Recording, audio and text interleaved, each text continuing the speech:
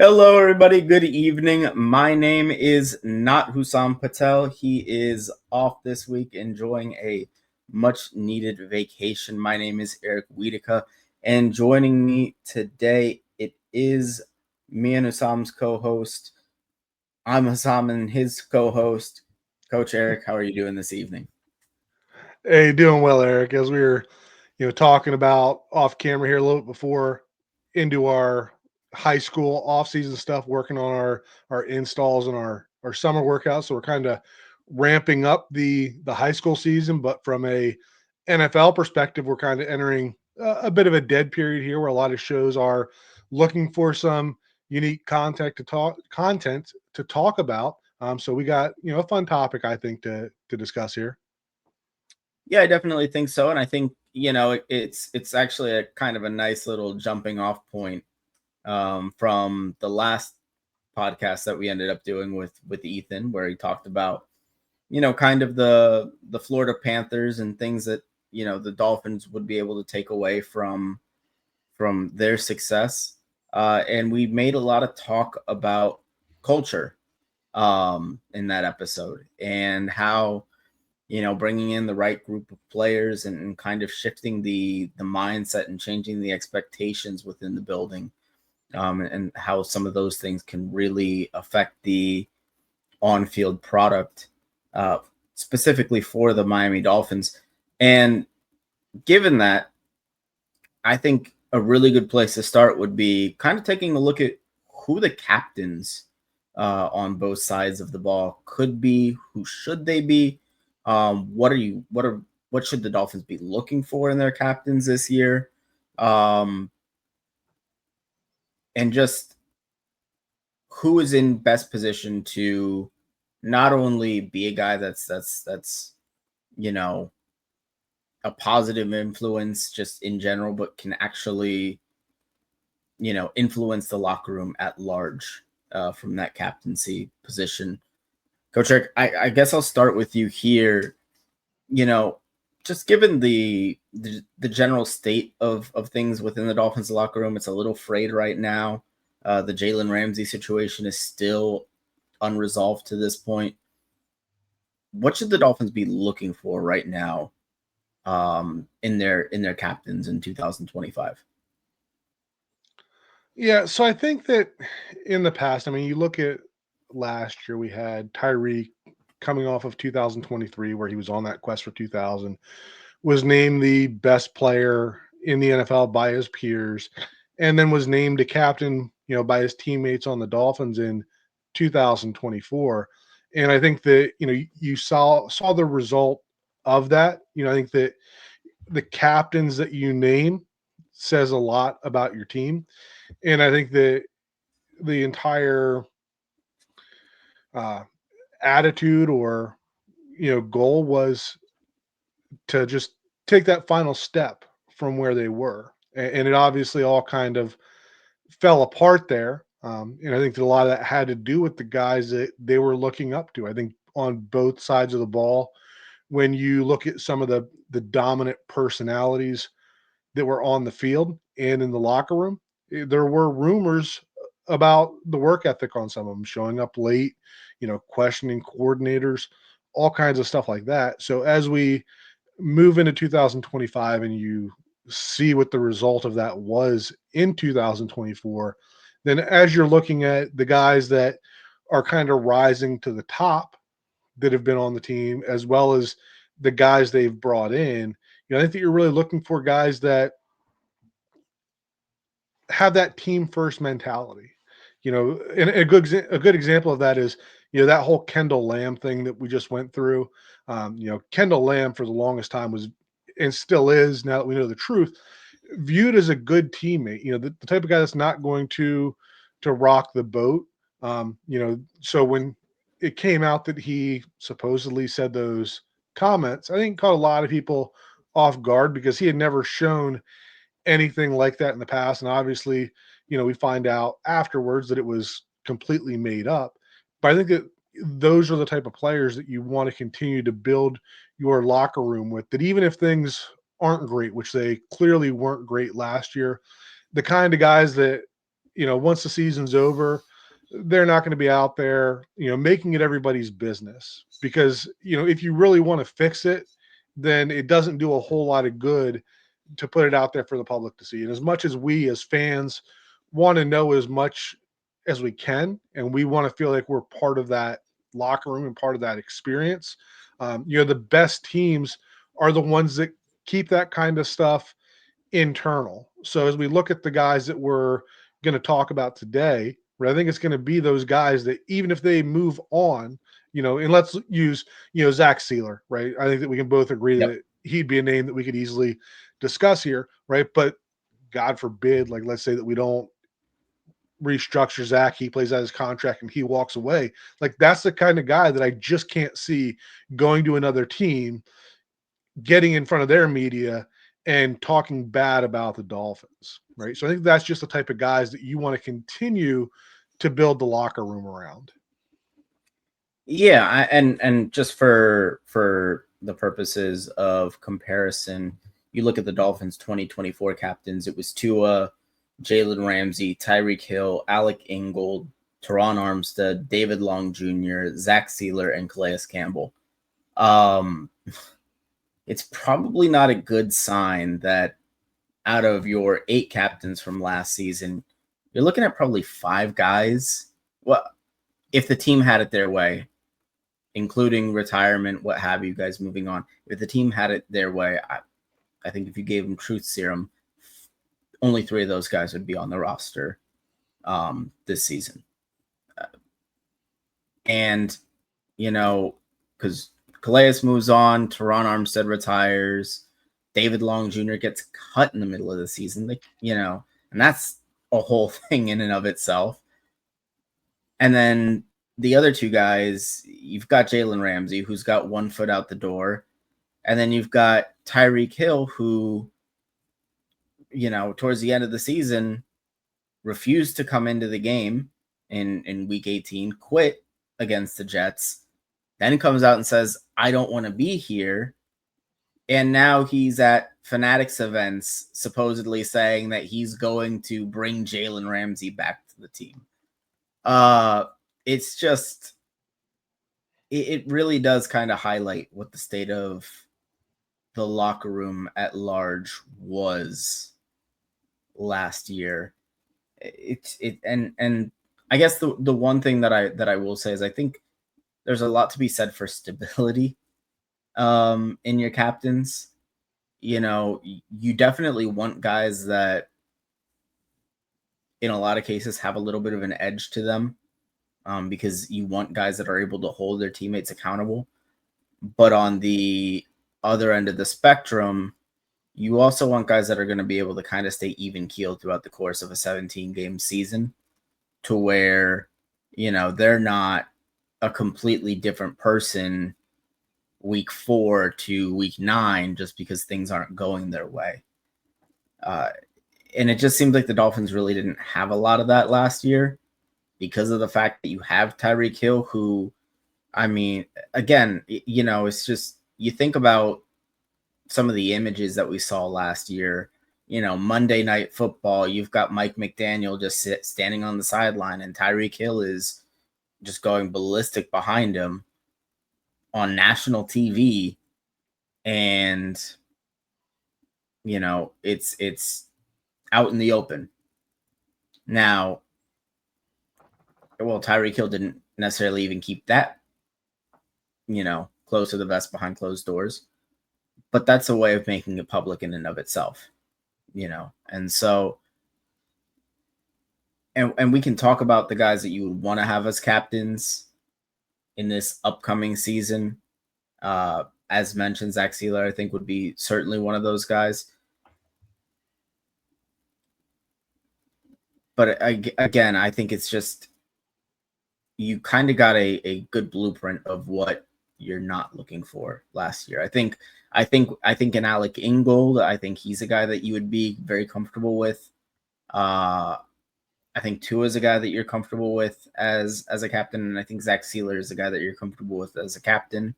The other guys have all moved on, and it's kind of left we've talked about it. It's left a pretty large leadership void in the locker room. And I think that there's a few candidates that can take over those spots. But I do just want to I guess we'll start on the defensive side of the ball, because I think that that might be a little bit more clear cut. Who are some of the guys on the defensive side of the ball that you would say, you know what, hey, I'd like to see them wearing the C in 2025? Yeah. So one of the things that you said there that kind of hit home was the idea that you want, I forget whether you said stability or continuity with your captains. And when you look at the way that group of captains was built last year, you had Jalen Ramsey and Tyreek Hill that are, for lack of a better word, essentially mercenaries. Like, they're going to go where the money is, they're going to go where the attention is. They haven't shown a strong aptitude to really be team first players in that sense. And then you had the other guys in terms of Terron Armstead and Calais Campbell that, you basically knew that they were on their last year or two. And you can justify those a little bit, right? Terron Armstead retiring, obviously, nothing the Dolphins could do about that one. And Calais Campbell, him going to the Cardinals, I don't think is a huge negative against the Dolphins. I think he came to the Dolphins looking to chase a championship. That didn't work out. He's got a year left. Why not go back where it all started and ride off in the sunset? So when we start talking about, the guys on the defensive side that I picture in that role and filling it the way that we're talking about in terms of guys that are playing at a high level that, we know, or I don't want to say we know because you never know in the NFL, but you feel like are going to be around this team for several years. The guys that, are not, I'm not going to put somebody like Kader Kohu out there because, one, he's not, super proven. He's probably the leader of the secondary right now. But he's also not I don't know that I've ever heard him talk, to be honest. Right. So that's not the type of player that I would see being a captain if I'm really looking for the ideal candidate. As I'm looking at the defense, right, I would shy away from the Bradley Chubbs and Jalen Phillips as well. And those are both great individual people, right? And I think that they will do a great job leading this year, right? But there's the health concern there, and we don't know whether either of those guys, right? Hopefully, at least one of them are here long term, but we don't know which one that is. It's Right. going to depend on money. It's going to depend on health. So I would probably steer away from those guys a little bit, even though I have nothing against them as people or leaders. But looking at captains that I feel like are going to play at a high level for the Dolphins for, several years going forward and be able to have that voice in the locker room. The two players that probably stand out the most for me are going to be Jordan Brooks, right? And, I know he only got here last year, but he was very much a leader of the defense right away. He came in and, he was a guy that was looked up to, right? Green dot, he looked like a captain from day one, even if he wasn't, named a captain. And then, as we talked about, Zach Sieler's the other one, right? It would be criminal for the Dolphins not to, find a way to make him happy and keep him around as long as he can play at a high level. He's been, the perfect, professional player, right? He's never created any types of waves, even though there have been contract negotiations. He's always gone about it in what, everybody would say is the right way, right? He's not holding out. He's not causing issues. He's not in the media talking about it. So I think that those are the two players that would stand out the most. And then if I was picking a third one, it would be Chop Robinson, right? And that, a lot of that has to do with just the way that guys have talked about him and talked about his work ethic. The times that we've heard him talk in the media seems very well put together. And of that edge group, right, he might not be the best one in 2025 because there's some good players in there. But I still think he's going to play at a high level. And I think that he's going to, be here for a long time. So defensively, those are the three guys that I'm looking at. Do you have anybody else on the defensive side that is kind of Yeah, I sticking out? mean, yeah, and that's the thing is the Dolphins had 4 apiece last year, and I don't know if I would be able to find a fourth. I think finding a third, honestly, with Chop, a guy entering his second year, is difficult enough. One of the things that you did mention there is Zach Sieler, and I think that this whole contract situation is going to be really interesting to watch play out because we've seen how the Dolphins do business in these situations. They operate very much from the mindset of this is a business and we're going to treat it as such, and you know feelings be damned throughout this situation. And it just I worry about that with the guy that's held in such high esteem in the locker room, who is undoubtedly, whether or not he gets that captainship, is going to be looked at as one of the leaders on the team. I just hope that it doesn't turn into a point where the player is alienated to a point that he doesn't feel like he's part of the in group within the organization. Right. And that's something that I worry about a little bit there. I'm hoping that they do the right thing and take care of him, because he has been on a well below market value now for a couple of years, contract for a couple of years.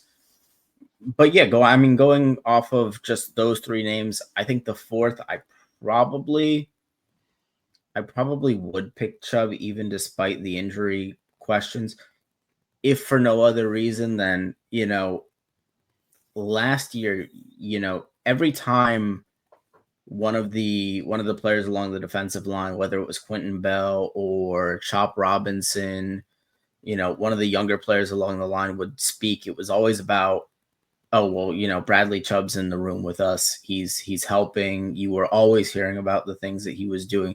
His influence was all over that room, even without, playing.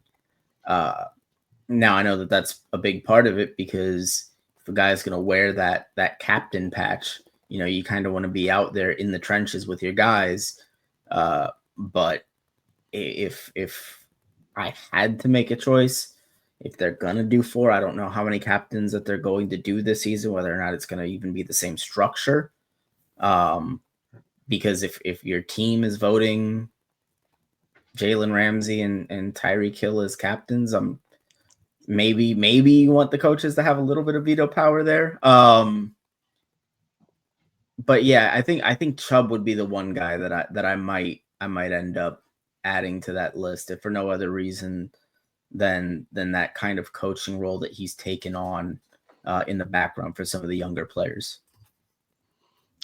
Yeah, and I agree with everything you said there about Chubb. Like I said, my excluding him from that three had nothing at all to do with his leadership ability or what we were expecting as far as play on the field. But there is not a fourth out there that I would say that I would put over him. So, I would agree that fourth spot would, for me, be between Jalen Phillips and Bradley Chubb, right? Jalen Phillips being the homegrown guy, hopefully wants to stick around, has played at a high level every time he's had that opportunity. So, Bradley Chubb or Jalen Phillips, I would not have an issue with either of them being the fourth defensive captain if that's the direction that they go. As we move over to the offensive side of things, right? I think we have probably a couple more options on the offensive side than we did on the defensive side. So I'm curious of a few of the names that you have on the offensive side that you see as ideal captain candidates for the Dolphins in 2025. So I find this to be, I think that there are three kind of clear-cut answers, and then I think almost defensively I struggle to find a fourth, kind of like the defense, I struggle to find a fourth guy. The first guy that I would go with, and I guess if I were to do it in like tiers, I know they're all captains, but this guy would be captain with an extra star on his nameplate there, and it would be Aaron Brewer, actually. Mm-hmm. Because I mean, you can just kind of tell in the way that he plays. He's an undersized center, but he carries that chip on his shoulder very clearly with how he plays the position. He plays it very much like a guy that's been told how small he is over and over again. And I think number one, the play on the field is phenomenal, but number two, you see the leadership with a guy like Aaron Brewer. He's not a guy that's coming in out of shape. We saw him at OTAs. I mean, he looked more like a tight end than a center running around out there. The guy's just in phenomenal shape. And he's bought in to what this team wants to do. And I think that that's a really big thing is having that buy-in, because you do want there to be kind of one accord going on. You don't want this to be a leadership committee situation, as we talked about last week, where Joe Philbin is kicking the leaders off the team essentially. Right. And then the second guy would be Alec Ingold. I think I would absolutely have him back as one of the captains. Again, just very good at his job, is as consistent as anyone can be, and he's a leader on this team. And you see a lot of his impact everywhere. He is for a fullback, he's one of the more vocal fullbacks you'll see, and he puts in the work, and much like Brewer, he's a guy that's bought in. And then third would be Tua. I have my qualms with Tua, the leader, and it's nothing to do with him really. Number one, as you mentioned, I think the injury thing just kind of, I mean, it's a conversation that you really would prefer not to have. But it's there. And then secondly, and maybe this is just a me thing, right? But I can't get that image of the aw shucks year one Tua, and then it just feels like it's been such a complete personality shift over the last year or two. And I get it, guys kind of grow into their personalities and they come into their own. But I do sometimes wonder if much in the way we might see Mike McDaniel kind of try to change his image around to be more of an authoritarian kind of guy. I'm not sure how that change is going to go over. I'm not sure how, Tua's more, I'm going to take the lead kind of, transformation has really gone over. But at the same time, he's a guy that's been a really good representation of the franchise. His teammates love him. And he's the best quarterback the Dolphins have had in the last 25 years. So it's not a matter of production. It's just really a matter of health. And, I do just wonder a little bit about the personality, and maybe him coming off as not 100% genuine in the interest of trying to be more authoritative. Fourth guy, I have no clue. Honestly. Maybe Devon Achane. Talking about Tua there, I don't have the concerns with the leadership, and we talked about this a little bit off camera too, in terms of young guys stepping up into big roles. And if you go all the way back to Alabama, when Tua took the job from Jalen Hurts, and Jalen Hurts is one of the best leaders in the NFL. I mean, that you can question his ability as a quarterback if you want to, and how much that offense benefits him, but him as a leader, is almost unrivaled. So I think that, for a freshman coming into a program like Alabama and being able to take the job from Jalen Hurts, I think that, takes a really, really confident person, a really, big personality to be able to do that. I know that we don't always see it with Tua. And you were talking about how he was in his early years with Miami, but I think that we also have to look at, the environment that he was in, right? Yep. There's been plenty said about the way that Flores, the way that he talked about him, the way that he, kind of beat down his confidence. And, if you're out there trying to be a leader and your head coach is, jumping on you or talking negative about you, especially in front of the team, then that makes it really difficult to do. And we know that one of the big things that Mike McDaniel did with Tua when he got here is just to build his confidence. So I don't think that the leader that we're seeing from Tua today is a false leadership. I think that this is the confidence in Tua being able to come out. And, everything we've heard seems to say that his teammates really follow him as well. My biggest concern, I would have Tua in there. Brewer and Ingold would absolutely be two for me. And I would have Tua in there as well, right? I feel like you almost have to have your quarterback in there. The only hesitation that I would have with Tua would be the same one that we talked about with the Bradley Chubb and Jalen Phillips, is that, I would love to sit here and say that Tua is going to be healthy in 2025 and he's going to be the quarterback for the duration of that contract that he signed. But we don't know that. If he comes out and gets injured again, he might not be here for very long. So again, when we're talking about trying to set those captains to be players that are going to be here for years and be your culture builders, if you're not confident that your quarterback is going to be here after next year, there's a little bit of question marks there. I know that you mentioned Achane. I'd probably go a different direction with that fourth one. Waddle's one that I would consider, but I don't feel that he has that outgoing personality. I think he's a hard worker, right? Very talented player, but I'm just not sure that I've seen him be that leader.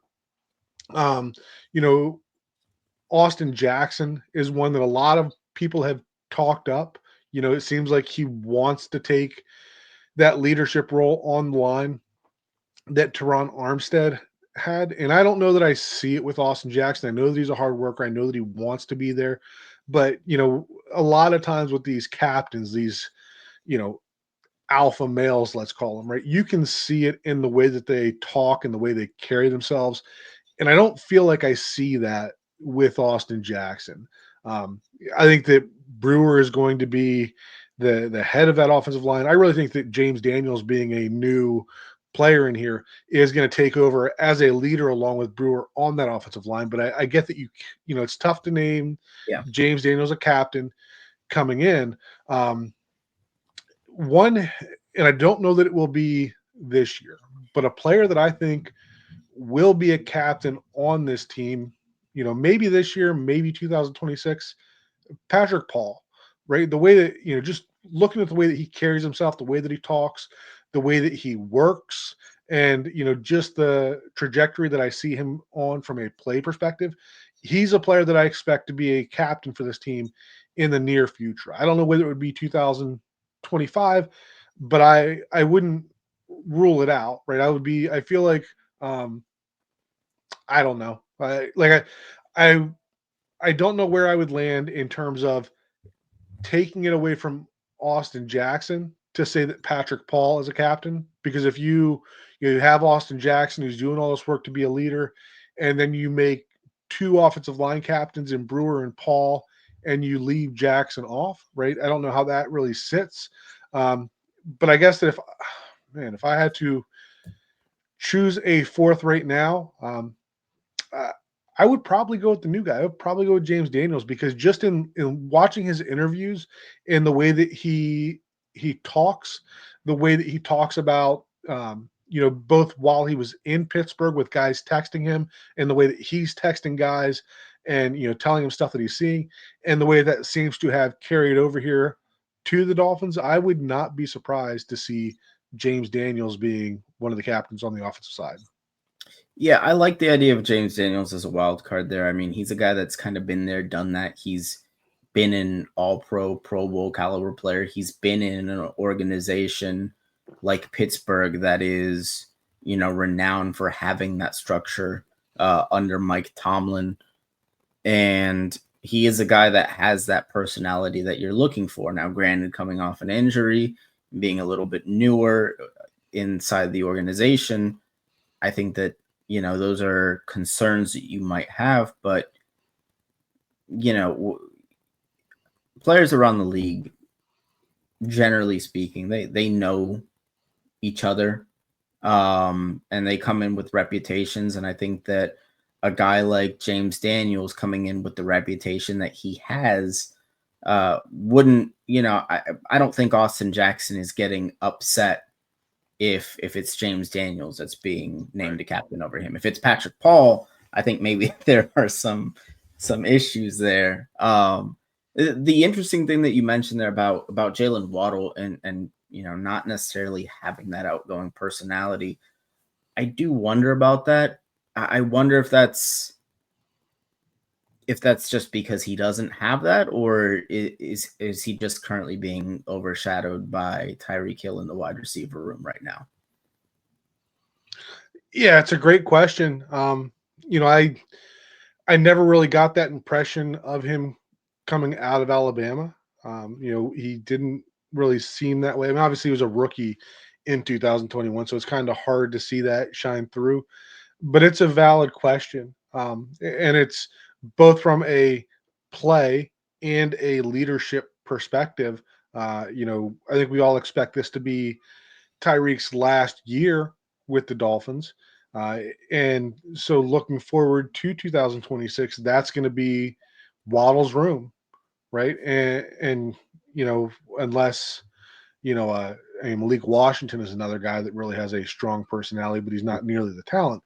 But Waddle's going to have that opportunity to be able to take over that room. He's obviously not going to outshine Tyreek in terms of a personality in a room. I don't think that, very few people in the NFL could do that. I'm not, I don't have concern that Waddle's not showing that leadership now. But I think that he's a lot more of a, show me type guy, right? He's not the guy that I think is going to get out there and get up in your face, be in the media talking about things, in a good way, right? You can have Right. leaders that are in the media and talking. I mean, look at what Terron Armstead is doing even now Yep. as a retired player talking about the Dolphins. So being in the media is not always a bad thing, but I don't think that Waddle, even after Tyreek leaves, I don't think he's going to be the guy that's sitting there at press conferences and instilling confidence. I think that his leadership is a lot more on the field, in the weight room, that type of thing, where he, his work ethic is showing as opposed to what he's saying.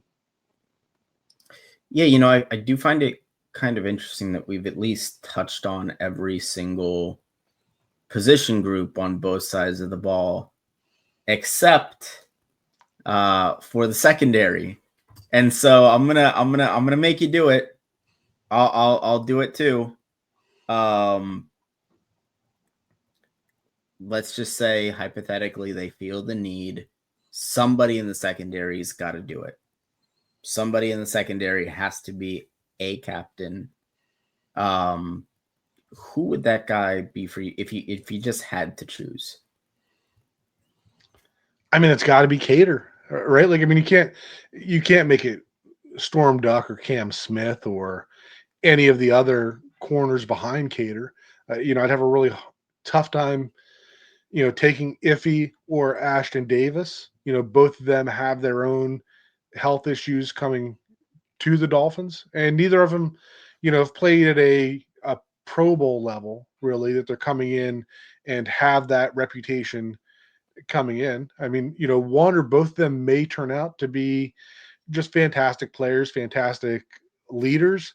But if the Dolphins felt the need to put the C on somebody's chest in that room, you know, just to just to show some confidence in that group, and then I feel it has to be Cater. And again, Cater is not the type of guy that is going to be out there, the rah rah, the you know, talking to the media type thing. But there's a lot to be said of his story, right? Coming up from, I don't even remember what the college was. It was a college never even heard of down in Texas. Um, Coming in as a UDFA, going through multiple defensive coordinators who all seem to like him, right? And now he's finally getting the opportunity to play in the second year of a defensive system for the first time. Was it Texas A&M Commerce? I think might have Yes. been the college. Yeah, I pulled that one out of my butt. But I think that if you feel the need to put the C on the chest of somebody in the secondary, I feel like it's got to be Cater. Yeah, I mean, I'm gonna have to agree. I was thinking I was gonna put up a half-hearted, well, I'll do it anyways. I'll do it anyways. I guess we can call it, because you can kind of expand it to special teams, and if you're gonna do that, then I Okay. think the other guy would maybe be Elijah Campbell, in the secondary. That could be deserving of that captainship. Because he does the work, doing the little things. He's a guy that definitely puts in the work, and he's a veteran in the room. And the younger guys respect him. He's been with the team for a couple of years now. Uh, Anthony Weaver seems to really like him. So I think he would probably be the only other guy that I would even consider. But ultimately, I do have to agree with you. I do think it would be Kader Kohu as the captain in the secondary. I do just want to touch on just one last thing. Obviously, with you being a coach, you kind of can see. I mean, you have, I'm sure, it's different in high school, although maybe not all that much sometimes, from the things that you see in the NFL. I guess just, when you do have guys, specifically leaders, um, in guys like Tyreek Hill showing up to meetings late and not doing the things that they're supposed to do, specifically, even more so as captains, and kind of influencing the locker room, having little influence, or maybe even having a negative influence on the locker room. I mean, what does that do to a team? I mean, I don't know if I'm sure you have encountered something like it at some point. Yeah, absolutely. I mean, when you name somebody a captain, I mean, we don't put a patch on their jersey in high school, but when you give them that distinction, you are putting them up on a pedestal, right? And a lot of teams will let the team kind of choose that, and that alone can say a lot about the team. Like we've had groups that have named some great leaders, and we've had some teams that chose some players that we felt were a little questionable. I think you could say the same thing about the Dolphins, right? We know that Mike McDaniel in the past has let the team vote on the captains. And I think that, when you see who those captains are, says a lot about that team as a whole, right? If you're voting guys into those spots that are more concerned about individual stats, that are showing up late to meetings. Like late to meetings is typically not something that just suddenly shows up after somebody gets a captain's patch. So if that's the type of player that your team is voting into those positions, then I think it says a lot about the team in general. Whereas if the team is voting players into those roles that both show and hold everybody else accountable for what they say is the standard, right? Like, we've heard the Dolphins talk about the standard and the culture change, and you can say that all off season, and there's nothing that we can say or do that, you know, say that they're right or wrong until they hit adversity. Um, but it can't just be somebody that gets out there and says the right stuff. It has to be players that do it, that will hold their teammates accountable, and that the teammates will respect, right? And let's use Tua as an example there, right? Especially back in the Flores days, right? You could say that Tua showed great leadership at Alabama, right? And maybe the team says, yeah, he's our quarterback, we're going to vote him as a captain. Maybe Tua's doing all of the right things, but if he then goes and gets on somebody who's not doing the right thing, right? Let's say that he goes in and gets on a Tyreek Hill, and Tyreek's like, you're your head coach doesn't even like you. Why am I going to listen to you? Then you're still kind of at square one, right? So it's a bit of a complex formula in the sense that, it's got to be somebody that displays those traits. It's got to be somebody that, the team respects. And I think that your captains as a whole have to be on the same page as well, right? You got, what is it, 8 captains, right? And if, and if 3 of them are going one way and 3 are going another, and 2 just don't care, right? Then the entire team, right? And even in the NFL, right? They're grown men, but there are still cliques, right? You still hear about players following other players, following those examples, right? So if you vote those captains and that group is not together in the message that they're sending and the expectation, you're still going to have the same result. So, if your 4 offensive captains are all on the same page and they're all getting everybody in the meetings together, but then, a couple of your defensive captains are late and a couple of their teammates join them because the captains are doing it, why shouldn't I? Right. And then you get into a game and there's a blown coverage or something like that. That creates a lot of animosity when certain groups feel like they're doing the right things and doing them the right way, but that they're not getting that from other groups. So yeah, I do think that the players that you choose and the way that they work together, the way that they're respected by their teammates, the way that the coaches respect those players. I think that all factors in to how your leadership works on any team. Yeah, I mean, I think it's one of the things that the Dolphins are going to have to do this season, and something that they very clearly did not do last season was just getting everybody kind of rowing in the same direction on this thing. And with that, we will end for you guys. Thank you so much for watching, so much for listening to the Scouting the Fins podcast, part of the 3 Yards Per Carry podcast network on the 5 Reasons Sports YouTube channel. My name is Eric Wiedeke. You can follow me on X/Twitter at Eric Wiedeke. That was Coach Eric Smith. You can follow him at OL Coach Smith 63. And we will have Hussam back next week as we continue on our road to training camp opening up probably about 6 weeks out now. Yeah, somewhere around there. We're drawn ever closer. We will see you guys next time. Thank you guys so much for watching. And as always, go Fins, baby. I had to do it for Hussam.